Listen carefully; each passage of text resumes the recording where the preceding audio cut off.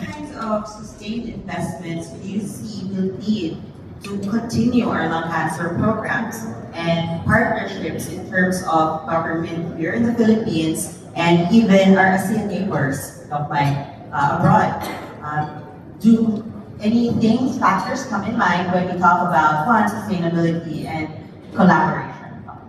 I'll start first with the collaboration. We've already started, and it comes with one word: empowerment of the other parts of the Philippines. So we're now collaborating with some regional hospitals, putting up small lung centers of the Philippines in those centers so that we empower the specialists.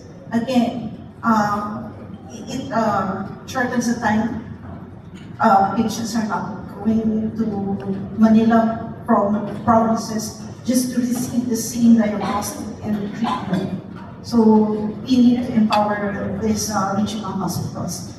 In terms of sustainability, it cuts across different areas like surgery, and these are all equally impactful. We need to have our own research. And in terms of treatment, I would say probably that sustainability will really come from partnership between government and the private sector. Like, for example, that we have now the CSP map, MAIFIP. It's a MAIFIP that now includes non-PNF chemo drugs from the government and from private agents. Now they are offering patients program to lessen the cost of treatment.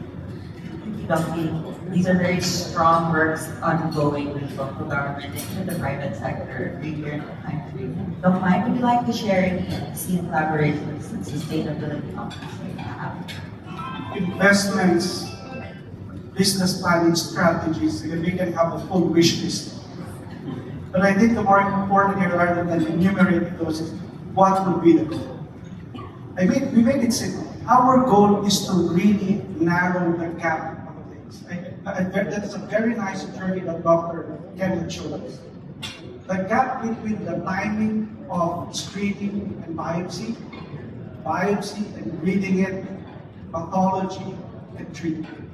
Because we may have a lot of screening centers, we may have a lot of diagnostics centers, we may have a lot of treatment centers. But if we cannot narrow the gap like this, it will be useless for us.